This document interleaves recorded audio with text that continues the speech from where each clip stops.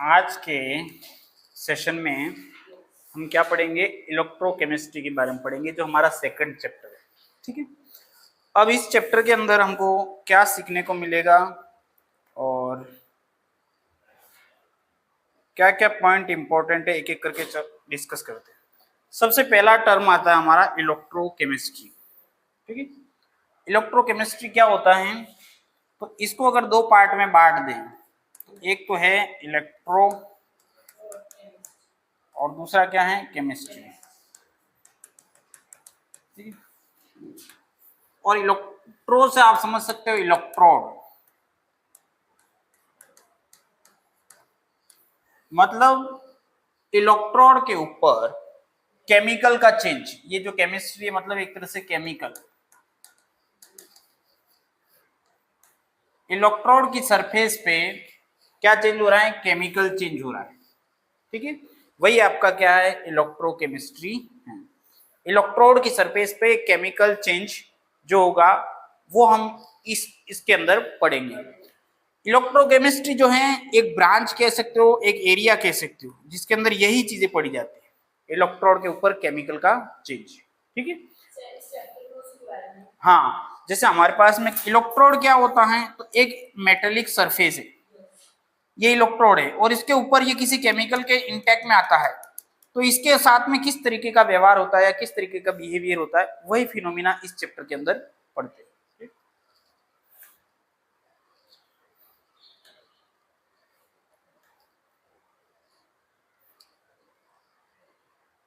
तो हमको इसके अंदर जो जो चीजें सीखने को मिलेगी वो है, एक तो रेडॉक्स रिएक्शन। जो इलेक्ट्रोकेमिस्ट्री का जो मेन पार्ट है या उसका जो मेन पिलर है वो रेडॉक्स रिएक्शन है। क्या है? रेडॉक्स। ये जो रेडॉक्स रिएक्शन के ऊपर टिका हुआ है। ठीक है, और रेडॉक्स रिएक्शन में एक और चीज आती है एन फैक्टर, और एन फैक्टर को हम वैलेंस फैक्टर भी कह सकते हैं। ठीक है, वो क्या होता है वो भी देखिए। इसके बाद में रिडॉक्स रिएक्शन एंड इलेक्ट्रोकेमिस्ट्री किस तरह से वर्क करती है। इसके बाद में हमारे सामने आ जाता है सेल। सेल क्या है? Electrochemical cell. अब इसके अंदर दो टाइप के सेल आते हैं, एक गैल्वेनिक सेल आता है और एक इलेक्ट्रोलाइटिक सेल आता है। ठीक है, दोनों एक दूसरे की वाइस वर्सा रिएक्शन करते हैं। एक के अंदर केमिकल एनर्जी जनरेट होती है तो एक के अंदर इलेक्ट्रिकल एनर्जी जनरेट होती है। उसके बाद आते हैं इलेक्ट्रोड्स। इलेक्ट्रोड दो टाइप के होते हैं, एनोड और कैथोड। और इसके बाद में हमको एक कंस्ट्रक्शन करना है गैल्वेनिक सेल का, वो इसके अंदर पढ़ना है।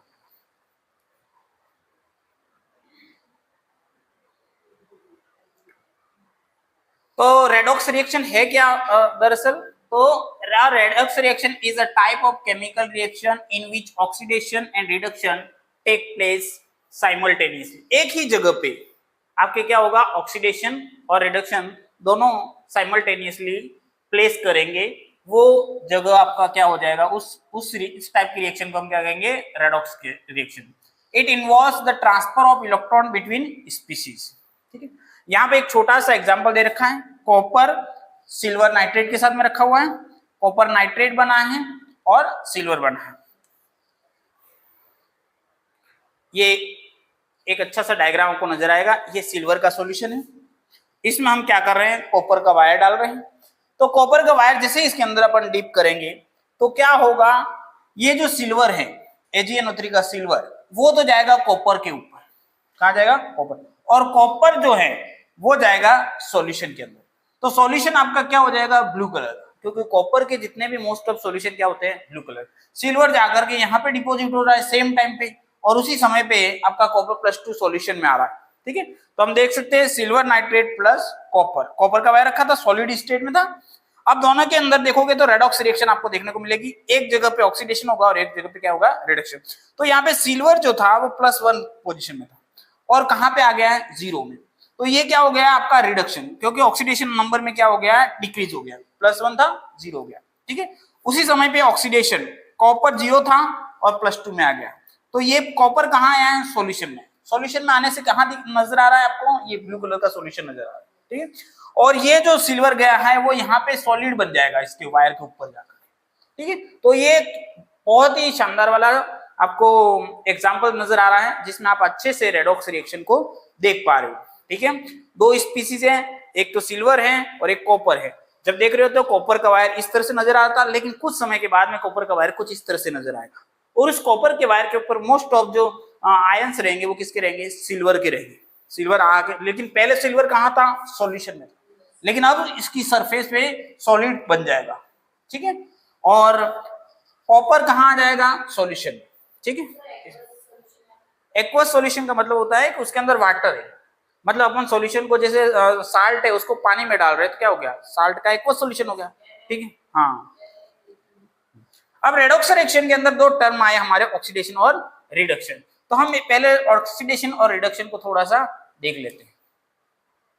इसी प्रकार से जैसे हमने अभी देखा था रेडॉक्स रिएक्शन, इसका एक दूसरा एग्जांपल भी कुछ इस तरह के, आयरन रॉड को अगर पानी में रख देते हैं तो रस्ट बनती है, आयरन आयरन ऑक्सा Fe+2 में कन्वर्ट हो जाएगा, उसी समय ऑक्सीजन वाटर के अंदर कन्वर्ट हो जाएगी, दोनों चीजें साथ में चलेंगी। हाँ, ये आ गया हमारा ऑक्सीडेशन। तो रेडॉक्स के अंदर कौन सी दो टर्म आते हैं, एक तो ऑक्सीडेशन आता है और रेडॉक्स होता है। अब ऑक्सीडेशन क्या होता है, तो सबसे सिंपल सा एक एग्जांपल दे रखा है, जिंक Zn+2 में कन्वर्ट होता है और 2 इलेक्ट्रॉन लिबरेट करता है, बाहर निकालता है, ठीक है। तो यहाँ पर क्या है, जब स्टार्टिंग में ऑक्सीडेशन नंबर क्या था, 0, क्या था, 0 ऑक्सीडेशन नंबर से आपका क्या हो गया है, +2 में कन्वर्ट हुआ, तो ये ऑक्सीडेशन कहलाता है। तो ऑक्सीडेशन नंबर जो है वो क्या होता है, पॉजिटिव में इंक्रीज होता है, ऑक्सीडेशन पॉजिटिव ऑक्सीडेशन नंबर क्या है, बढ़ेगा इसके अंदर, ठीक है। ये क्या हो गया, तो हम यहां देख रहे थे ऑक्सीडेशन, ठीक है। तो ऑक्सीडेशन का एकदम सिंपल सा हमको बता रखा है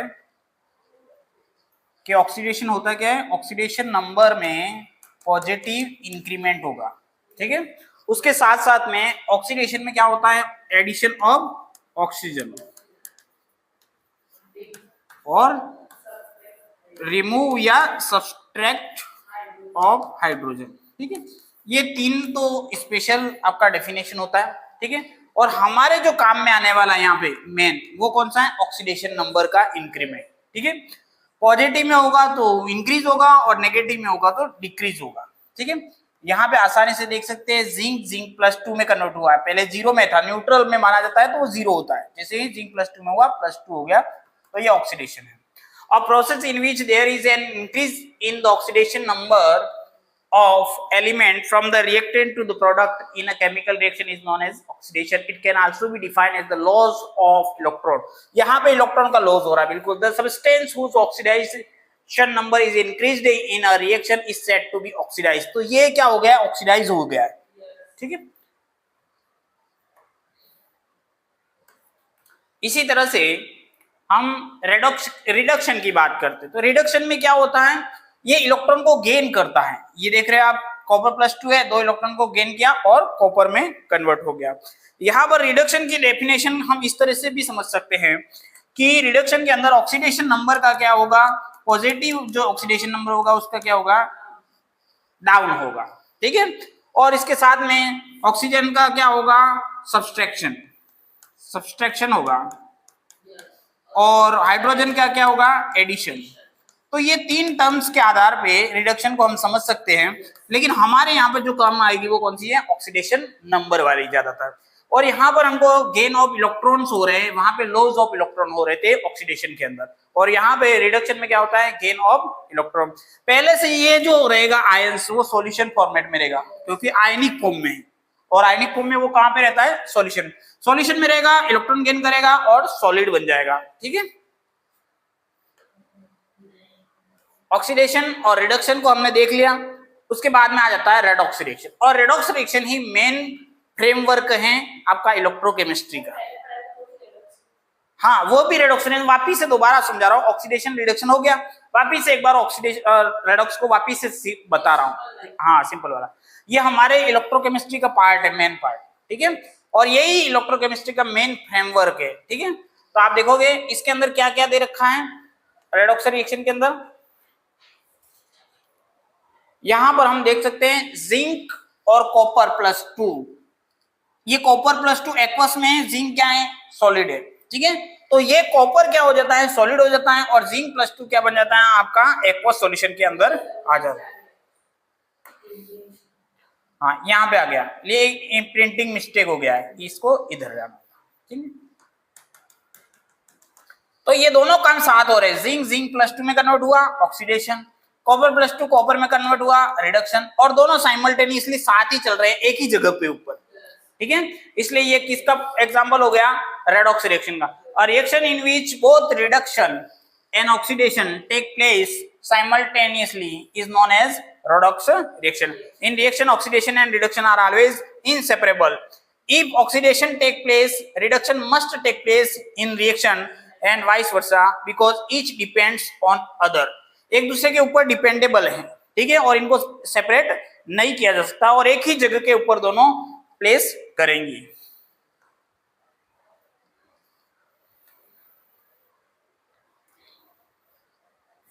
एन फैक्टर जिसको हम वैलेंस फैक्टर भी कहते थे, उसको देखना है। तो ये क्या होता है कि यहाँ पे देखते हैं सोडियम से सोडियम प्लस हुआ है, एक इलेक्ट्रॉन का क्या हुआ है, इंटरचेंज हुआ है, ठीक है। तो इसीलिए इसका जो एन फैक्टर है या वैलेंस फैक्टर कितना माना गया है, 1। In this reaction there is a change in the oxidation state +1 to 0 1 पर molecule of sodium, so NF = 1। एक मॉलिक्यूल के अंदर एक ही ऑक्सीडेशन नंबर में अंतर आ रहा है, +1 से 0 हुआ, मतलब एक नंबर का अंतर आ रहा है, इसलिए इसका एन फैक्टर क्या हो गया, ये। It is defined as the change in oxidation state per molecule, it is also known as valence factor. जैसे सोडियम का 1 है, उसी तरह से हम दूसरे का देखते हैं। तो जिंक का हम देखेंगे तो कितना पाएंगे, 2 इलेक्ट्रॉन, क्योंकि हम देखते हैं एक मॉलिक्यूल के अंदर 2 ऑक्सीडेशन स्टेट में अंतर आ रहा है, +2 से 0 हुआ, तो 2 आपका ऑक्सीडेशन नंबर में डिफरेंस आया, इसलिए इसका एन फैक्टर कितना आया, 2। लेकिन मॉलिक्यूल कितना होना चाहिए, 1। उसी प्रकार से कॉपर में देखेंगे तो कॉपर 2 इलेक्ट्रॉन गेन कर रहा है, तो यहाँ पर भी आपका एन फैक्टर कितना आ रहा है, 2। चाहे वो इलेक्ट्रॉन को लूज करे या गेन करे, वो इंटरचेंज कितना हो रहा है, पहले वाली स्टेज और जो फाइनल स्टेज है उसमें कितना बदलाव हो रहा है, कितने इलेक्ट्रॉन्स का बदलाव हो रहा है, वही आपका क्या कहलाएगा, एन फैक्टर या वैलेंस फैक्टर। यहाँ पर वो पहले से 0 में था और इसने 2 इलेक्ट्रॉन गेन किए, इसलिए इसका एन फैक्टर कितना आ रहा है, 2 आ रहा है। इसके बाद में आता है स्पॉन्टेनियस रेडॉक्स रिएक्शन। अब ये जो है ये इलेक्ट्रोकेमिकल सेल का पार्ट हो गया है, ठीक है। इसके अंदर आप देखोगे तो स्पॉन्टेनियस स्वतः ही होगी वो प्रक्रिया, ठीक है। रेडॉक्स रिएक्शन हो रही है लेकिन वो ऑटोमेटिकली हो रही है, हमें कुछ करने की जरूरत नहीं है, बाहर से किसी प्रकार का एक्सटर्नल फोर्स डालने की जरूरत नहीं है, वो ऑटोमेटिक हो जाएगा। और redox reaction that favours the formation of product at the given condition is said to be spontaneous reaction. Spontaneous redox reaction can be used to produce electricity by separating the process of oxidation and reduction and allowing them to occur in different physical location of a system. Electrons flow in a particular direction. Thus electricity can be produced. ये जो spontaneous redox reaction है उसके अंदर आपके क्या होगा, 2 cell होंगे और दोनों सेलों को जब जोड़ दिया जाता है तो ऑटोमेटिकली वो रेडॉक्स रिएक्शन होने लग जाती है और इसके कारण से क्या मिलता है, आपका इलेक्ट्रिसिटी जनरेट होती है। यहाँ पे एक छोटा सा डायग्राम आएगा, देख लेते हैं, ये रहा, ठीक है। अब इसके अंदर आप देख सकते हो कि 2 सेल है, एक ये रहा और दूसरा ये रहा। यहाँ पर ये जो देख रहे हो आप जिंक है, जिंक ZnSO4 के अंदर है। उसी समय पे यहाँ पे दूसरा जो वेसल है उसके अंदर कॉपर जो है वो कॉपर सल्फेट सॉल्यूशन के अंदर है। जब इस दोनों को एक मेटेलिक वायर से जोड़ दिया जाता है तो ये प्रोसेस ऑटोमेटिकली हो जाता है, आपको कुछ करने की जरूरत नहीं है, वो ऑटोमेटिकली अंदर प्रोसेस होगा। और प्रोसेस क्या होगा, यहाँ पर कॉपर +2 जो है वो यहाँ पे डिपोजिट होता जाएगा इसकी सरफेस के ऊपर। क्यों, क्योंकि यहाँ से आपका जिंक +2 जिंक था वो देन +2 में कन्वर्ट हो रहा है और 2 इलेक्ट्रॉन इसकी सरफेस पे आ रहे हैं, वो इलेक्ट्रॉन यहाँ से होते हुए इधर जा रहे हैं और ये क्या हो गया, इलेक्ट्रॉन यहाँ पर आ रहे हैं, तो यहाँ पर जो कॉपर +2 था वो क्या होगा, इसके ऊपर डिपॉजिट होता जाएगा। तो यहाँ से इलेक्ट्रॉन निकल करके यहाँ पे जाएंगे और यहाँ पर कॉपर +2 इकट्ठा होता जाएगा। जब कॉपर +2 इकट्ठा होगा तो यहाँ पे जो चार्ज जाएगा, फ्लो होगा उल्टे डायरेक्शन में, वो कौन सा चार्ज फ्लो होगा, प्लस चार्ज होगा। और जो प्लस चार्ज का फ्लो है वही हमारा क्या कहलाता है, करंट कहलाता है। क्या कहलाता है, करंट। तो हमारा करंट जो है वो इलेक्ट्रॉन का जो डायरेक्शन है उसके ऑपोजिट डायरेक्शन में जाएगा। इलेक्ट्रॉन का फ्लो इधर है तो करंट का फ्लो इधर होगा, और ये जो प्रोसेस है वो क्या हो जाएगा, पूरा स्पॉन्टेनियस है, स्वतः हो रहा है। और हमको इससे क्या मिल रहा है, इलेक्ट्रिसिटी मिल रही है। क्या मिल रही है, इलेक्ट्रिसिटी। सब बोलोगे कहाँ मिल रही है हमको, तो अब इस वायर को कहीं से भी ब्रेक कर दो और यहाँ पर क्या कर दो, एक बल्ब लगा दो, तो आपका ये बल्ब क्या हो जाएगा, जल जाएगा। हाँ, ये कॉपर डिपॉजिट हो रहा है। ये कॉपर कहाँ से आया, ये सॉल्यूशन में था, कॉपर प्लस आयन में फॉर्म में था। अब ये नीले कलर का सॉल्यूशन है, धीरे धीरे ये सॉल्यूशन का अंदर से आयन निकल निकल के यहाँ पे डिपॉजिट हो जाए। प्लेट भी कॉपर की थी, दोनों कॉपर, लेकिन यहाँ पे जो आयन है वो धीरे धीरे कम होने लगेंगे। हाँ, प्लेट के ऊपर डिपॉजिट होने लगेंगे और ये प्लेट धीरे धीरे क्या होने लगी, मोटी होने लगी। ठीक,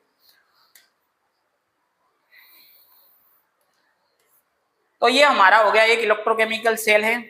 अब उसी प्रकार से जैसे स्पॉन्टेनियस देखा था, नॉन स्पॉन्टेनियस। नॉन स्पॉन्टेनियस क्या है, तो नॉन स्पॉन्टेनियस के अंदर हमको क्या करना पड़ेगा, एक्सटर्नल फोर्स देना पड़ेगा, बाहर से कुछ फोर्स देना पड़ेगा, तभी ये कंप्लीट हो जाएगा। By reversing the process, electricity can be used to make the non-spontaneous redox reaction take place to generate useful product. It does not take place its own like spontaneous reaction. Add an external agent is required. Electroplating reaction is a non-spontaneous reaction.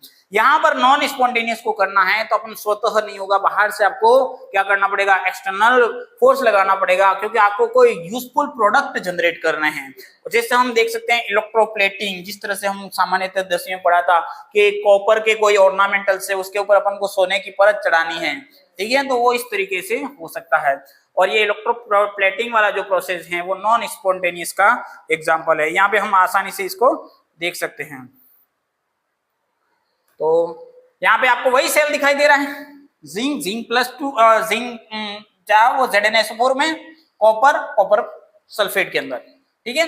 अब ये दोनों पहले हमने एक wire से direct जोड़ रखे थे, अब हमने क्या कर दिया, इनको अपन ने बैटरी से जोड़ दिया, बीच में एक बैटरी डाली, ये एक्सटर्नल फोर्स है, बाहर से डाला। तो अब क्या करेगा, ये जाएगा और यहाँ पे बन जाएगा आपका पॉजिटिव एनोड और ये क्या बन गया, नेगेटिव कैथोड, ठीक है। और यहाँ पर क्या हो जाएगा, ये डिपॉजिट होने लगेगा, जिंक भी डिपॉजिट होने लगेगा और उधर कॉपर क्या हो जाएगा, आपका पतला होने लगेगा, मतलब उल्टे डायरेक्शन में प्रोसेस हो रही है। हाँ, अब इसमें हो रहा है। और ये आप कब कर पाओगे, जब आप बाहर से फोर्स डालोगे तब। और ये इलेक्ट्रोलाइटिक सेल कहलाएगा, क्या कहलाएगा, इलेक्ट्रोलाइटिक सेल। इसमें क्या होता है, हम केमिकल एनर्जी को प्राप्त कर रहे हैं, किसको प्राप्त कर रहे हैं, केमिकल एनर्जी। इससे पहले हमने क्या प्राप्त किया था, इलेक्ट्रिकल एनर्जी, क्योंकि हमारा वो जो स्पॉन्टेनियस रिडक्शन, उसमें अगर हमने बीच में बल्ब जोड़ दिया उस वायर के अंदर, हमको क्या मिल रही थी, इलेक्ट्रिसिटी मिल रही। अब हमको क्या जरूरत है, हमको ये केमिकली यूजफुलनेस चाहिए, हमको यह इस जिंक के ऊपर हमको क्या, जिंक डिपॉजिट कराना है। और जिंक को जिंक डिपॉजिट करना है तो इसको क्या करना पड़ेगा, बैटरी से जोड़ो, तब जाकर के यहाँ पे जिंक के ऊपर जिंक डिपॉजिट हो सकता है, क्योंकि हमको रिक्वायरमेंट है इस सॉल्यूशन में से जिंक प्लस को निकालने की। तो आपको इसकी रिक्वायरमेंट है, आपको किसी कंडीशन से इसमें से निकालना है, तो आप ऐसा करके ही निकाल सकते हैं, ठीक है। तो हमको केमिकल एनर्जी की जरूरत है, इसलिए हमने इलेक्ट्रोलाइटिक सेल का यूज किया। और ये जो है वो कौन सा है, नॉन स्पॉन्टेनियस प्रोसेस। अब बात कर लेते हैं इलेक्ट्रोकेमिस्ट्री। मैंने पहले ही बताया दिया था, एक ब्रांच है या एरिया है जहां पर इंटर कन्वर्जन हो रहा है, किसका, केमिकल एनर्जी और इलेक्ट्रिकल एनर्जी का इंटर कन्वर्जन हो रहा है, वो उसकी हम स्टडी कर रहे हैं। इसके अंदर बहुत सारे एग्जांपल है, purification of aluminium, working of batteries, working of fuel cell used in rocket, spaceship, working of an electronic automobile, electrochemistry in our brain, electrochemistry in our brain भी एक सेल्स का पार्ट है ना, working of a pacemaker, rusting of iron, ये सारे example है electrochemistry के अंदर। या तो उसके अंदर केमिकल एनर्जी है वो इलेक्ट्रिकल एनर्जी में कन्वर्ट हो रहा है, या इलेक्ट्रिकल एनर्जी है वो केमिकल एनर्जी में कन्वर्ट हो रहा है। तो जब हमारा केमिकल एनर्जी, केमिकल जो है, जैसा कि हम देख सकते हैं हमारे पास में केमिकल है पहले से, तो हमारे पास में 2 हाफ सेल होंगे, ठीक है। ये हमने 2 हाफ सेल लगाए, ठीक है, ये हो गया हमारा जिंक और ये हो गया हमारा कॉपर। देखो इधर, अब ये दोनों हमारे पास में केमिकल थे और इन दोनों को हमने जोड़ दिया, इन दोनों को हमने जोड़ दिया, तो हमको क्या मिला, इलेक्ट्रिकल एनर्जी। क्या मिली, इजी। और इस टाइप का सेल जो होगा वो गैल्वेनिक सेल या वोल्टिक सेल होता है। अब इसी सेल के अंदर हम क्या करेंगे, अब हमको इलेक्ट्रिक की जरूरत नहीं है, हमको क्या जरूरत नहीं है, इलेक्ट्रिक की जरूरत नहीं है। हमको अब जरूरत क्या है कि इसमें से जो जिंक में से जिंक को बाहर निकालना है, ठीक है। तो हमको क्या करना पड़ेगा, इसको बाहर से बैटरी डालो, तो ये प्रोसेस हो जाएगा जिसका जो भी करना है। किसी के अंदर से भी आयंस को बाहर निकालने की जरूरत है तो हम इसको इलेक्ट्रोलाइटिक सेल कहते हैं, क्योंकि अंदर केमिकल का क्या हो रहा है, लाइसिस हो रहा है, टूट रहा है। ठीक है, पहले क्या था, ये इलेक्ट्रोकेमिकल था और ये क्या जनरेट कर रहा था, इलेक्ट्रिसिटी जनरेट कर रहा था।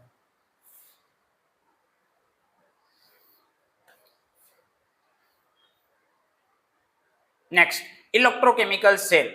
अब सेल कितने टाइप के हैं देख लो, एक गैल्वेनिक सेल है और एक इलेक्ट्रोलाइटिक सेल है। ठीक है, इलेक्ट्रोकेमिकल सेल आर डिवाइस, ये डिवाइस है, ये जो सेटअप होता है उसको क्या बोलते हैं, डिवाइस है, that convert electrical energy into chemical energy और वाइस वर्सा। ठीक है, उसको हम सेल के नाम से जानते हैं। और इलेक्ट्रोकेमिकल क्योंकि इलेक्ट्रिसिटी और केमिकल दोनों का इसके अंदर लेना देना है, इसलिए इसको इस सेल को हम क्या कहते हैं, इलेक्ट्रोकेमिकल सेल। दो मेन टाइप के इसके अंदर दे रखे हैं। सबसे पहले आता है गैल्वेनिक सेल। गैल्वेनिक सेल वही है जिससे हमको क्या मिल रहा है, केमिकल एनर्जी से क्या मिल रही है, इलेक्ट्रिकल एनर्जी, उसी को हम गैल्वेनिक सेल कहते हैं। और उसी का दूसरा नाम क्या है, वोल्टिक सेल भी कहते हैं। A galvanic cell is an electrochemical cell which uses a spontaneous chemical reaction. Spontaneous होगा और स्पॉन्टेनियस होगा तो हमको क्या मिलेगी, इलेक्ट्रिकल एनर्जी मिलेगी, electron. It is also known as a voltaic cell. The batteries in the automobiles have the same fundamental mechanism. ठीक है, ये हम जो सेल यूज करते हैं अपन, चाहे वो रिमोट में सेल डालो, चाहे कहीं भी सेल डाले जाते हैं एवरीडे के घड़ियों में जो भी, तो वो क्या हो रहा है, आपका गैल्वेनिक सेल है, वो केमिकल से क्या जनरेट हो रही है, आपको इलेक्ट्रिकल एनर्जी जनरेट हो रही है। ठीक है, सेकंड है, consider a circuit as shown in galvanic cell, in the left corner container oxidation take place. ये वही वाला है, ये लेफ्ट साइड में क्या है आपका, ऑक्सीडेशन प्रोसेस हो रहा है और राइट साइड में आपका क्या हो रहा है, रिडक्शन प्रोसेस हो रहा है। ठीक है, और इन दोनों को एक मेटेलिक वायर से जोड़ दिया है, इधर से आपके इलेक्ट्रॉन जा रहे हैं, इधर से क्या आ रहा है, करंट आ रहा है। ठीक है, और ये ऑटोमेटिक हो रहा है, लेकिन इसको क्या बोलेंगे, स्पॉन्टेनियस। ठीक है, इलेक्ट्रोलाइटिक वही था, नॉन स्पॉन्टेनियस वाला।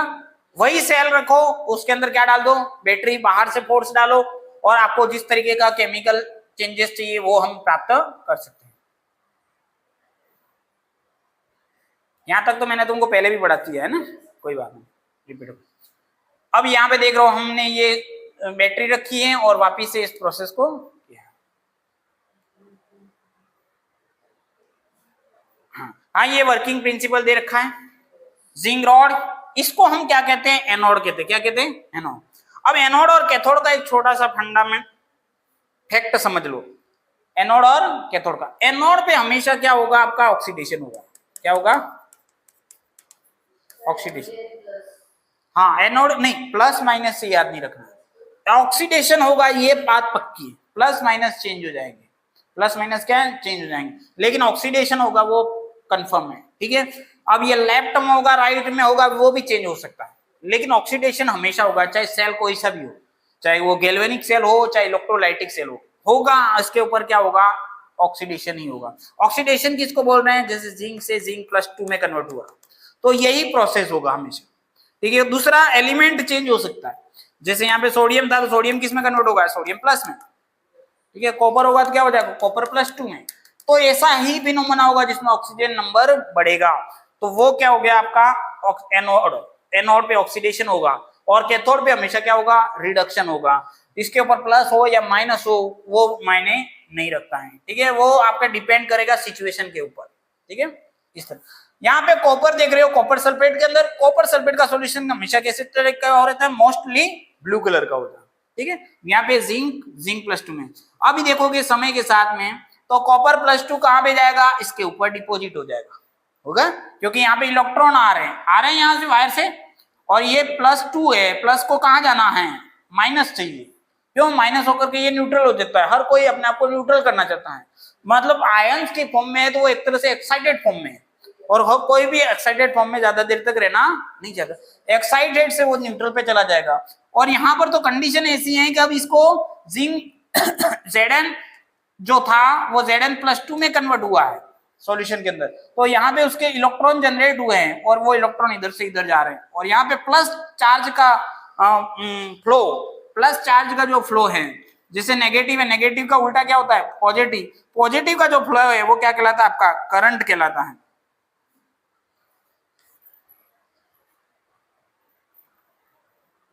वर्किंग ऑफ एनोड, वो एनोड को देख लो। एनोड के अंदर क्या होगा आपका? एनोड के अंदर हमेशा आपका क्या होगा? ऑक्सीडेशन होगा। जिंक एटम है वो सॉल्यूशन के अंदर जाएगा, Zn+2 बनेगा और ऑक्सीडेशन नंबर इंक्रीज होगा। चलो इसको और बढ़िया से देख सकते हैं। आप देखो ये बेकर के अंदर मैंने एक जिंक रॉड रखी है, ठीक है, जिंक प्लेट रखी है। उस जिंक प्लेट के अंदर क्या हो रहा है? जिंक रॉड इन ZnSO4 सॉल्यूशन, इसी का सॉल्यूशन बना हुआ है। इसका ये तो क्या है? प्योर एलिमेंट है। प्योर एलिमेंट है मतलब इसके अंदर दूसरा कोई भी एलिमेंट इसके साथ में मिक्स नहीं। ये क्या? कंपाउंड है। और ये क्या है? आपका एक जिंक एलिमेंट है। कंपाउंड में दो अलग अलग डिफरेंट एलिमेंट आपस में कंबाइन हो सकते हैं। तो ये सॉल्यूशन के अंदर डाला तो ये साल्ट था, इसका सॉल्यूशन बनाया, उसके अंदर हमने जिंक रॉड डाली। तो आप देखो Zn+2 क्या है? सॉल्यूशन में जा रहा है। ये जो एटम्स थे वो कहाँ जा रहे हैं? सॉल्यूशन के अंदर जा रहे हैं। दिख रहा है आपको? तो ये देखो जो डार्क है ना, हार्ड डार्क जो है बबल्स, वो अंदर की तरफ जा रहे हैं।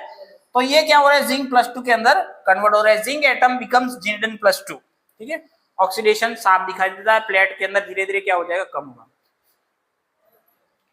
अब उसी समय पे जब Zn+2 जाता है, यहां से देखो हमने हार्ड वाली जा रहे Zn+2, लेकिन अब Zn+2 में कन्वर्ट हुआ और 2 इलेक्ट्रॉन बाहर निकल रहे हैं, ठीक है। 2 इलेक्ट्रॉन तो यहाँ पे रहेगा इस सरफेस के ऊपर, और यहां से होते वायर से होते हुए जाएंगे कॉपर में, ठीक है। इलेक्ट्रॉन इधर जाएगा, लेकिन जैसे ही Zn+2 इधर गया तो सॉल्यूशन में भी पहले से Zn+2 है। सॉल्यूशन में भी पहले से क्या है? Zn+2 है, क्योंकि ZnSO4 है। ZnSO4 है तो वो किस में टूटता है? Zn+2 plus SO4-2। तो हमारे पास में पहले से Zn+2 है और एक जिंक से Zn+2 आया है। ये जो आपको हार्ड टाइप का दिख रहा है, मतलब ज्यादा डार्क दिख रहा है, वो बबल्स देखो, ठीक है। और एक क्या है? लाइट बबल्स है जो कहाँ पे है? सॉल्यूशन वाले। मतलब ये बबल्स तो आपको दिखाई दे रहे हैं। जो डार्क बबल है वो कहां से आ रहे हैं? प्लेट से सेपरेट होके आ रहे हैं। और जो लाइट बबल्स है वो कौन से हैं? सॉल्यूशन के अंदर Zn+2 है, ठीक है। तो यहां पर देखो अब आपको ज्यादा मात्रा में क्या है? Zn+2 हो गया, बहुत ज्यादा। कहां पे हो गया? इस प्लेट के नजदीक। अब ये जो Zn+2 है उसमें से कुछ वापिस भी रिटर्न इससे टकरा सकते हैं, सॉल्यूशन में जाएंगे, कुछ वापिस भी आ सकते हैं, ठीक है। अब Zn+2 में से, क्योंकि इस प्लेट के ऊपर कौन सा चार्ज है? इलेक्ट्रॉन चार्ज, इलेक्ट्रॉन है, और ये +2 चार्ज आएगा तो वापिस से Zn भी बन सकता है, वापिस से डिपॉजिट भी हो सकता है। तो ये देखो इक्विलिब्रियम बना रखा है। मतलब एक बार तो क्या होगा? Zn से Zn+2 बना, लेकिन उसी समय पे वापिस से Zn+2 से जिंक भी कन्वर्ट हो सकता है, ये भी पॉसिबिलिटी है। तो हम जो लाइट बना रहे हैं वो सॉल्यूशन वाले Zn+2 हैं, और जो डार्क बबल है वो प्लेट से सेपरेट हुए एटम से, जिंक के। और ये यहाँ पे प्लेट के पास में इसका क्या है? बहुत ज्यादा मात्रा में आपका क्या हो जाएगा? मॉलिक्यूल्स हो जाएंगे, Zn+2 के एटम्स हो जाएंगे, ठीक है। और इनके कारण से इस प्लेट के ऊपर एक अलग प्रकार का आपको स्ट्रक्चर नजर आएगा, और इस स्ट्रक्चर को हम बोलते हैं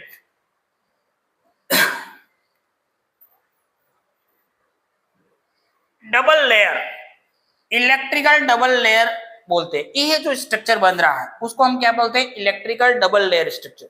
क्यों डबल लेयर बोल रहे हैं? क्योंकि दो चीजें साथ में हो रही है। Zn+2 के अंदर भी कन्वर्ट हो रहा है, और उसी समय पे Zn+2 किस में कन्वर्ट हो रहा है? जिंक में कन्वर्ट हो रहा है। तो दोनों चीजें साथ में चल रही है, तो एक तो इधर जा रहा है और एक इधर जा रहा है, तो आपको दोनों चीजें साथ में हो रही है, तो एक डबल लेयर यहाँ पे बन रही है। तो ये double layer is developed in the potential difference is created between the solution known as electrode potential. अब इसी के कारण से, डबल लेयर के कारण से, इसके ऊपर क्या क्रिएट हो जाता है? पोटेंशियल, पोटेंशियल क्रिएट हो जाता है। इसी को हम क्या कहते हैं? इलेक्ट्रोड पोटेंशियल कहते हैं। अब इलेक्ट्रोड पोटेंशियल क्या होता है? इसी को हाफ सेल पोटेंशियल भी कहते हैं, ठीक है। अब ये क्या होता है? जैसे मैं किसी सॉल्यूशन के अंदर, जैसे कि मैंने ये ZnSO4 है, उसके अंदर मैंने बाहर से कोई जिंक की मैं प्लेट लाया और इसको मैंने इसके अंदर डाला, तो अब जैसे ही इसके अंदर डालता हूं तो कुछ ना कुछ स्पॉन्टेनियस तरीके से रिएक्शन होती है, ठीक है। या तो ये जो वेसल है ठंडा हो जाएगा, या फिर क्या हो जाएगा? गर्म हो जाएगा। ये पड़ा है अभी तो कुछ नहीं, नॉर्मल है, पानी तुम्हारे पास में बीकर में पड़ा है नॉर्मल। अब इसमें तुमने कुछ मेटल का लाके रखा और अचानक से तुम देखोगे बीकर या तो ठंडा हो रहा है या गर्म हो रहा है, कुछ हो रहा है, कुछ हो रहा है, इसका मतलब इन दोनों के बीच में आपस में कुछ न कुछ कॉम्बिनेशन बन रहा है, तभी ये या तो ठंडा हो रहा है या गर्म हो रहा है। जो ठंडा और गर्म हो रहा है उसी को हम एक तरह से क्या बोल रहे हैं, इलेक्ट्रोड पोटेंशियल बोल रहे हैं। और जब इसके अंदर की केमिस्ट्री को देखोगे तो कुछ इस तरह से निकल के आएगी, जिंक +2 में कन्वर्ट हो रहा है और उसी समय पे Zn+2 Zn में कन्वर्ट हो रहा है, और इसी दौरान क्या हो रहा है, एनर्जी का एक्सचेंज हो रहा है। क्या हो रहा है, एनर्जी का एक्सचेंज हो रहा है। इस एनर्जी के एक्सचेंज के कारण से ये बीकर क्या हो रहा है आपका, या तो गर्म होगा या फिर ठंडा होगा, वो डिपेंड करेगा कि अंदर एनर्जी का एक्सचेंज किस टाइप की एनर्जी का है। ठीक है, अगर एनर्जी एब्जॉर्ब हो रही है तो वो ठंडा होगा, और एनर्जी गेन हो रही है सराउंडिंग से तो क्या होगा, आपका हीट होगा। समझ में आ रही है, वही आपका क्या कहलाता है, इलेक्ट्रोड पोटेंशियल कहलाता है। हम एक हाफ सेल का पढ़ रहे हैं, लेकिन अभी हमने जो इलेक्ट्रो गैल्वेनिक सेल देखा था उसके अंदर 2 सेल थे, 2 हाफ सेल के मिलाकर के एक सेल बना था। ठीक है, उसमें एक तो कौन सा था, जिंक वाला, और दूसरा कौन सा था, कॉपर वाला। कॉपर वाला था। तो जिंक वाले में हमने क्या देखा, जिंक वाले में हमने क्या देखा, ऑक्सीडेशन हो रहा है, और उसका नाम क्या रखा हमने, एनोड। क्या रखा, ठीक है। उसी प्रकार से कॉपर का भी आप देख सकते हो। कॉपर को जब यहाँ पे आपको दिख रहा है, अगर उसको जूम करके देखोगे तो उसकी प्लेट के ऊपर एटम कुछ इस तरह से आपका अरेंज है, इस तरह से अरेंज है। अब ये जो एटम्स हैं, अब ये सॉल्यूशन के अंदर एटम्स बता रखे, सॉल्यूशन के अंदर बता रखे, वो वापिस इसके ऊपर आएंगे। क्यों आएंगे, क्योंकि इसके पास में कौन आ रहा है, इलेक्ट्रॉन आ रहा है। कौन आ रहा है, इलेक्ट्रॉन आ रहा है। कहां से आ रहे हैं इलेक्ट्रॉन, वो जिंक+2 था, वो वायर से जोड़ते हैं तो वो इलेक्ट्रॉन यहाँ पे आ रहे थे। तो उस समय यहाँ पे कॉपर+2 जो था वो इधर जाएगा, इस प्लेट के ऊपर जाएगा। हाँ, तो कॉपर+2 कहा जाएगा, कॉपर के ऊपर। ठीक है, तो यहाँ पे कॉपर के ऊपर आपने कहा कॉपर+2 जाएगा इसके ऊपर, तो दोनों चीजें साथ में चलेंगी। कॉपर+2 electron is equal to copper. ठीक है, और उसी दौरान हमारा क्या चलेगा, कॉपर+2 में कन्वर्ट होगा, दोनों चीजें साथ में चलेंगी, है ना। तो यहां से कॉपर+2 में कन्वर्ट हुआ, और कॉपर+2 जो था वो किस में कन्वर्ट हुआ, कॉपर में। ठीक, ये इस डायरेक्शन में आ रहा, ये इस डायरेक्शन में जा रहा, और इसके कारण से क्या जनरेट हुआ, पोटेंशियल डिफरेंस।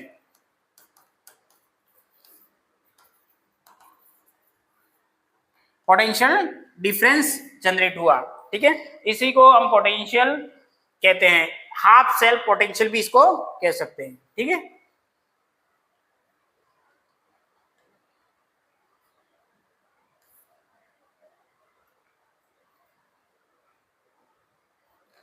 ये वही बता रखा है, कॉपर+2 एक्वस था, कॉपर सॉलिड हो गया, इक्विलिब्रियम बन रहा है, दोनों का आना जाना साथ में हो रहा है। कॉपर+2 कहाँ जा रहा है, जाके डिपोजिट हो रहा है लेयर के ऊपर, और क्या बन रहा है, कॉपर। ठीक है, कॉपर+2 आयंस बिकम कॉपर एटम्स।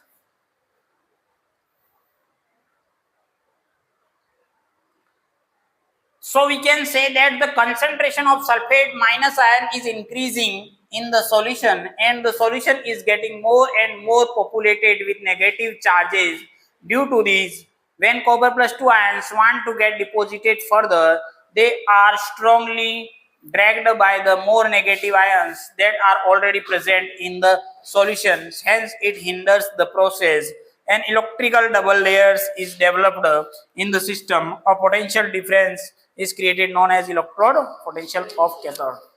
अब देखो यहाँ पर कॉपर सामान्यतः होना क्या चाहिए, कॉपर+2 यहाँ पे प्लेट पे जाकर के डिपोजिट होना चाहिए। ठीक है, लेकिन कुछ मात्रा में प्लेट वाला भी इसमें जाता है। ठीक है, लेकिन ओवरऑल देखो जाए तो क्योंकि कॉपर सल्फेट के सॉल्यूशन में, इस सॉल्यूशन में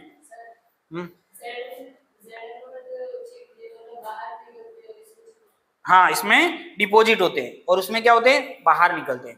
ठीक है, और बाहर निकल करके सॉल्यूशन में जा रहे थे, यहाँ पे सॉल्यूशन से प्लेट के ऊपर आ रहे हैं। ठीक है, अब जब ये प्लेट के ऊपर जा रहे हैं, यहाँ पे आ रहे हैं, यहाँ पर आ रहे हैं, तो यहाँ पर तो ये कॉपर+2 तो क्या हो गया, संख्या में कम हो गया, तो क्या बढ़ गया, बढ़ क्या गया, SO4 -2 बढ़ गया। इसके चारों तरफ क्या रहेगा, SO4-2. So when we can say that the concentration of SO4-2 has increased in the solution and the solution is getting more and more populated with negative charge. बहुत सारे नेगेटिव चार्ज यहाँ पे आ जाएंगे, ठीक है. Due to this, when copper plus 2 ions wanted to get deposited further, they are strongly dragged by the more negative ions that are already present in the solution. Hence, it hinders the process. अब अपने पास में क्या है, यहाँ पे बहुत सारे क्या हो गए, नेगेटिव चार्ज आ गया नेगेटिव चार्ज. अब दूसरा कॉपर प्लस 2 एक आध अंदर बचा हुआ है, वो जब चाहता है कि मैं भी इसके पास में चिपक जाऊं, तो ये क्या कर रहे हैं, इसको प्रोसेस को पूरा नहीं होने दे रहे, वो बीच में अवरोध का कारण बन रहे हैं. इसी को हम क्या बोल रहे हैं, an electrical double layer is develop. Electrical double layer develop हो गई, ठीक है. अब माइनस था यहाँ पे, ये माइनस चार्ज कहां से आया था, जिंक से इलेक्ट्रॉन आए थे. कॉपर प्लस 2 यहाँ पे आके चिपक गए, कॉपर प्लस 2 चिपक गए. यहाँ पे अगर -2 मान लो इधर, तो यहाँ पे +2, ये दोनों का तो कॉम्बिनेशन हो रहा है, ठीक है. अब ये जो SO4-2 थे वो भी आ गए कि हम भी यहाँ पे रुकेंगे. अब इन्होंने घेराबंदी कर दी. अब ये बचा एक पैसा बचा. अब ये बोले मेरे को जाना है, बोल लेकिन जाने के लिए जगह नहीं छोड़ रहे, वो अंदर प्लेट तक जाने नहीं दे रहे. तो ये डबल लेयर होगी, एक लेयर और ये दूसरी लेयर, ठीक है. अब ये जो डबल लेयर बन रही है वही आपका क्या हो गया, इलेक्ट्रोड पोटेंशियल हो गया कैथोड का, ठीक है. इसका कुछ ना कुछ अमाउंट या वैल्यू रहेगा इसका इलेक्ट्रोड पोटेंशियल का. तो हर एक सेल, हाफ सेल का एक पोटेंशियल अपने को मिलेगा. हाँ, तो ये एक हाफ सेल है, इसके अंदर आप डबल लेयर को आप आसानी से देख सकते हो. और यहाँ पर आपको ये दोनों प्रोसेस भी साइमल्टेनियसली से होते हुए नजर आ रहे हैं. कॉपर प्लस 2 किसमें कन्वर्ट हुआ, कॉपर में +2 इलेक्ट्रॉन. लेकिन ये दोनों क्या हैं, इक्विलिब्रियम में. मतलब ये वाला प्रोसेस भी हो सकता है आंशिक मात्रा में, ठीक है. मेजर क्या होगा, मेजर तो ये होगा कॉपर प्लस 2 कॉपर में कन्वर्ट होगा, ठीक है. वापिस से कॉपर प्लस 2 में भी कन्वर्ट हो सकता है. इस तरह से डबल लेयर बनेगी. डबल लेयर बन रही है इन दोनों का, ये क्या कहलाएगा, आपका पोटेंशियल डिफरेंस क्रिएट करेगा. क्या करेगा, हाँ हाँ हाँ, वापिस इस तरह से होगा, ठीक है. जब वापिस बाहर निकलेगा तो Cu+2 में सॉल्यूशन के अंदर आएगा, ठीक है. इस तरीके का एक इक्विलिब्रियम में, साथ में ये +2 ये वाले कौन से, मेटल वाले, और ये -2 कौन सा है, सल्फेट वाला. इन दोनों के कारण से आपके इस प्लेट के ऊपर करंट डेवलप होगा. वो सिंगल के अंदर ही हो रहा है, हाफ सेल के अंदर ही वो चीज हो रही है. मतलब ये हाफ सेल भी क्या दे रहा है, आपका हल्का सा करंट दे रहा है कुछ न कुछ, ठीक है. तो वही आपका क्या कहलाता है, पोटेंशियल डिफरेंस कहलाता है, ठीक है. समझ में आ रही बात. इसी को हम इलेक्ट्रोड पोटेंशियल कहते हैं कैथोड का, ठीक है. यहाँ पे डबल लेयर भी बन रही है.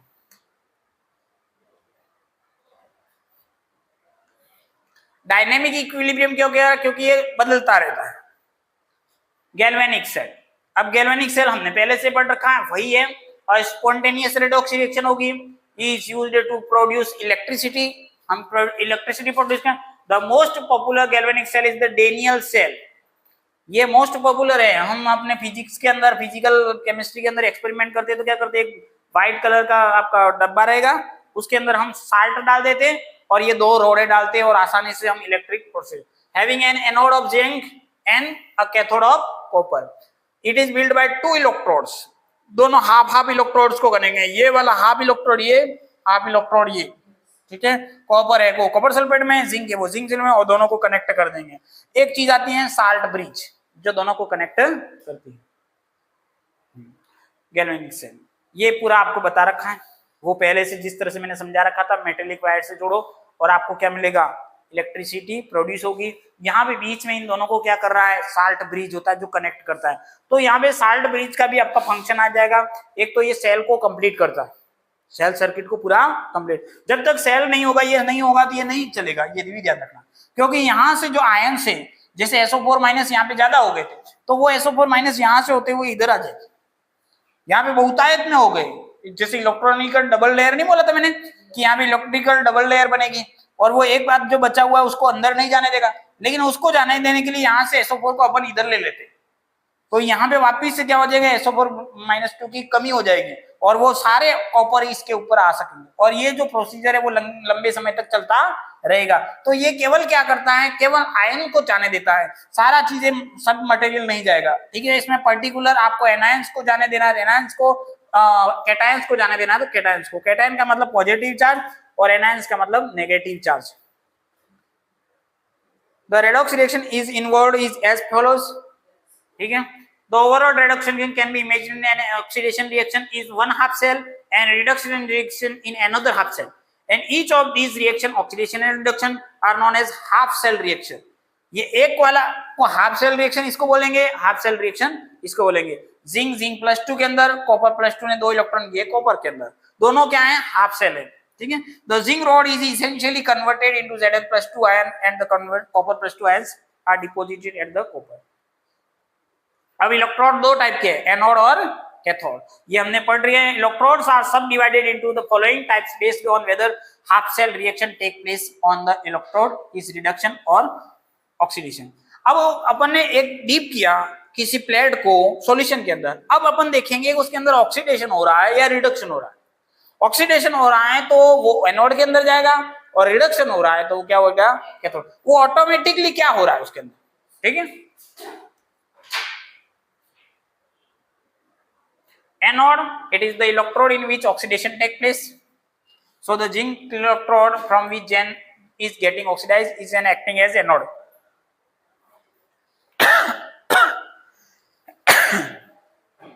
इसके एनोड के कैरेक्टरिस्टिक क्या है, oxidation take place at anode, ये हमेशा कंफर्म है। इट अट्रैक्ट्स एनायंस, यहाँ पे हम गैल्वेनिक सेल के अंदर बात कर रहे हैं, ठीक है। इट अट्रैक्ट्स एनायंस, ठीक है, मतलब नेगेटिव चार्ज को अट्रैक्ट करेगा। It act as a source of, anion मतलब negative charge, positive charge. It is act as a source of electrons, इसके पास में इलेक्ट्रॉन बहुत ज्यादा मात्रा में। In galvanic cell it has negative polarity, और इसके ऊपर गैल्वेनिक सेल के अंदर एनोड के ऊपर कौन सा चार्ज होगा, नेगेटिव होगा, ठीक है। गैल्वेनिक सेल में ये नेगेटिव होगा और नेगेटिव होने के साथ साथ में ये नेगेटिव इलेक्ट्रॉन कहाँ गए, उसके अंदर, और वहां पे जाकर के किसको अट्रैक्ट करेंगे, ये इट अट्रैक्ट्स एनायंस। देखो ये पूरा कर लेते हैं। It is electrode in which reduction take place, ठीक है। Reduction take place in the cathode, attract cation, it act as a sink of electrons, मतलब वहां पे इलेक्ट्रॉन्स इकट्ठे होंगे। प्रोड्यूस कहां हुए थे, जिंक की सरफेस पे, ठीक है। तो वो नेगेटिव पोलैरिटी का था और ये सारे इलेक्ट्रॉन गए कहां पे, कॉपर के पास। तो कॉपर के पास में क्या हुआ, सिंक एकत्रित हुए, ठीक है। तो कैथोड के ऊपर क्या होगा, in galvanic cell it has positive polarity, क्योंकि वहां पे इलेक्ट्रॉन निकल, लेकिन वो खुद क्या प्रोड्यूस कर रहा था, पॉजिटिव चार्ज, पॉजिटिव, और वो पॉजिटिव इधर से इधर जा रहा था। हाँ,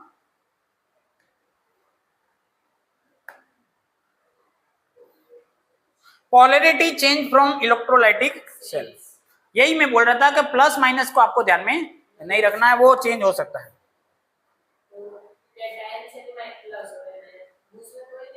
हाँ, अब देखो गैल्वेनिक सेल के अंदर 3 पार्ट है, एक हाफ सेल है, मेटेलिक वायर है और साल्ट ब्रिज, ठीक है।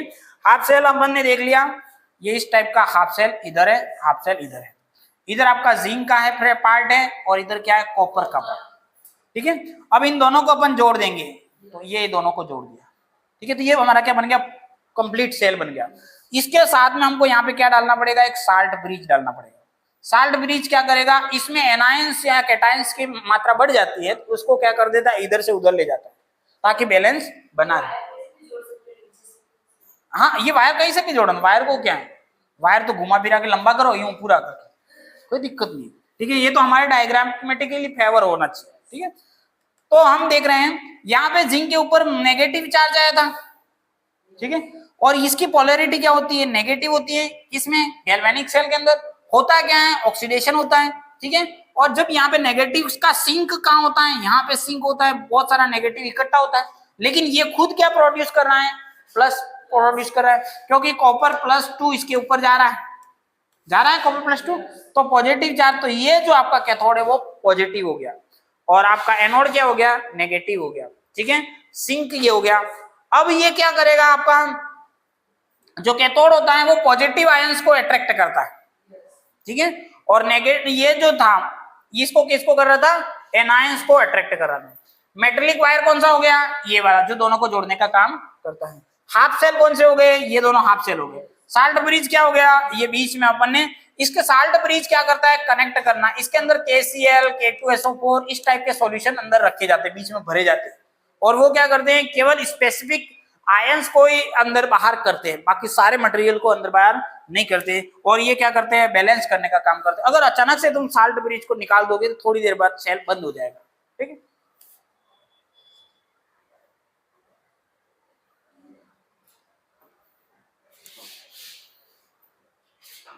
half cell, anode half cell like zinc rod in ZnSO4, cathode half cell like copper rod in copper sulfate solution.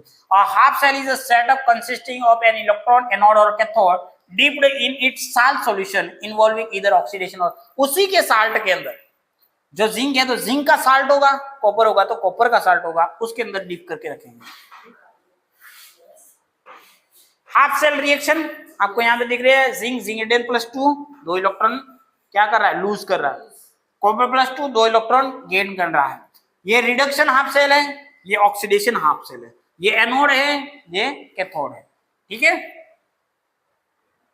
Half cell reaction. Metallic wire क्या है, the two cell electrodes are connected externally by a metallic wire. Metallic wires are taken to complete the circuit को complete करने के लिए। Salt bridge क्या है, U shape की एक ट्यूब है, that contains a gel paste of agar-agar powder permitted with an inert electrolyte like KCl. It connect two electrodes internally और कनेक्ट द टू सॉल्यूशन, दोनों सॉल्यूशन को कनेक्ट करेगा, specific ions को क्या होगा, एक्सचेंज करने देगा, और उसके अंदर एक पेस्ट भरा रहता है अगर अगर का, ठीक है, अगर अगर उस ट्यूब के अंदर। ये देखो साल्ट ब्रिज हो गया, ये एक हाफ सेल है, ये एक हाफ सेल है, ठीक है। कॉपर का कॉपर के साल्ट के अंदर है, जिंक का जिंक के साल्ट के अंदर है, ये एक मेटेलिक वायर है, ठीक है। साल्ट ब्रिज की जरूरत क्यों पड़ती है, क्योंकि एक आयंस क्या होता है, ज्यादा मात्रा में हो जाता है, उसका पॉपुलेशन बढ़ जाता है। जैसे हमने कॉपर के अंदर कॉपर +2 तो जाके डिपॉजिट हो गया, तो उस सॉल्यूशन के अंदर कौन बढ़ गया, SO4-2 बढ़ गया। अब उस SO4-2 को अपन क्या कर सकते हैं, उस साल्ट ब्रिज की हेल्प से उस दूसरे हाफ सेल में ट्रांसफर कर देते हैं, तो हमारा क्या है, बैलेंस रहता है। उसी समय पे वहां वाले इधर आ जा सकते हैं, ठीक है। Need for salt bridge is required to maintain electron neutrality, वो बैलेंस करने का मतलब ज्यादा मात्रा में नहीं हो जाए, एक तरफ नेगेटिव ज्यादा हो गया, एक तरफ पॉजिटिव हो, तो इलेक्ट्रॉन न्यूट्रलिटी को मेंटेन करते हैं। If electrons are not connected internally, the cell generates electrical energy initially, but after some time the electrodes get polarised. कुछ सेल के बाद क्या हो जाएंगे, पोलराइज्ड हो जाएंगे। The accumulation of positive oppositely charge ion around the electrode take place. अभी मैंने तुमको बताया था कि बहुत सारे SO4-2 हो गए, तो वो क्या करेंगे, कॉपर को अंदर आने नहीं देंगे, पोलराइज हो गए। स्टार्ट में तो कोई दिक्कत नहीं है, लेकिन कुछ समय बाद पोलराइज हो जाएंगे, और जो बचे हुए जो कुछ मात्रा में कॉपर +2 वो नहीं हो जाएंगे, कंप्लीट नहीं हो पाएंगे। दूसरा सेल डोज नॉट फंक्शन, इसीलिए वो ज्यादा देर तक काम नहीं करेगा।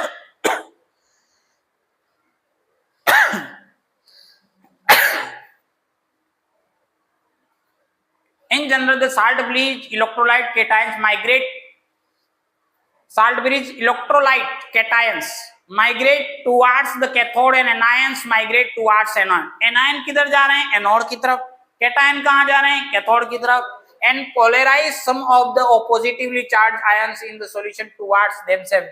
Thus the cell keeps working and does not listen. अब थोड़ी मात्रा में पोलराइजेशन होगा, कंप्लीट पोलराइजेशन होगा तो पूरी स्टॉप हो जाएगा। थोड़ा बहुत SO4-2 रहेगा तो वो फंक्शन करता रहेगा, ठीक है। इन अ डेनियल सेल एक गैल्वेनिक सेल का एग्जांपल है। ये पूरा प्रोसीजर वही बता रखा है उसके अंदर। Criteria for selecting salt bridge किस टाइप का सेलेक्ट करना है, एक यू टाइप की शेप, यू टाइप उल्टे यू आकार की आपको क्या करनी है, ट्यूब लेनी है।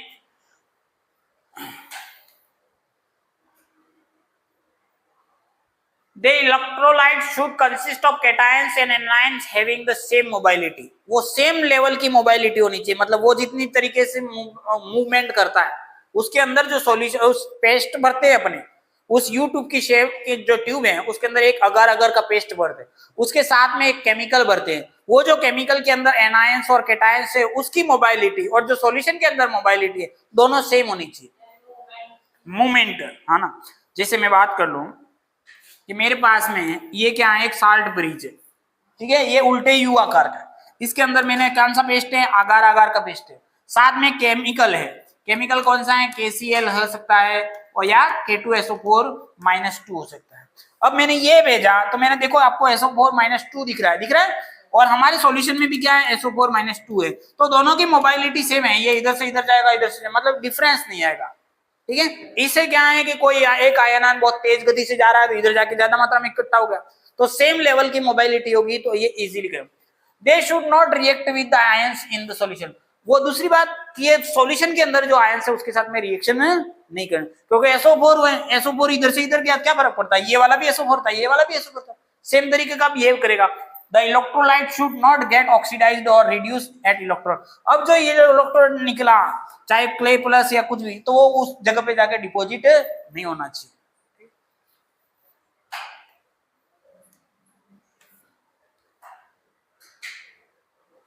और इस तरह से हमारा आज ये इलेक्ट्रोकेमिस्ट्री का स्टार्टिंग जो पार्ट है, इलेक्ट्रोकेमिकल सेल, जिसके अंदर हमने गैल्वेनिक सेल और इलेक्ट्रोलाइटिक सेल की बात करी थी, एक के अंदर हमारा इलेक्ट्रिकल एनर्जी प्रोड्यूस हो रहा है, दूसरे के अंदर हमारी केमिकल एनर्जी प्रोड्यूस हो रहा है, दोनों सेल को पढ़ा। उसके बाद में हमने हाफ सेल को पढ़ा, ठीक है, एनोड और कैथोड को पढ़ा, ऑक्सीडेशन रिडक्शन को पढ़ा, ठीक है, उसके बाद में हमने साल्ट ब्रिज को पढ़ा, मेटेलिक वायर को पढ़ा। इस तरह से इसका जो फंडामेंटल जो भी फैक्ट थे वो सारे इलेक्ट्रोकेमिस्ट्री के हमने पढ़े हैं। इसके आगे हम हाफ सेल पोटेंशियल के बारे में नेक्स्ट सेशन में चर्चा करेंगे, ठीक है।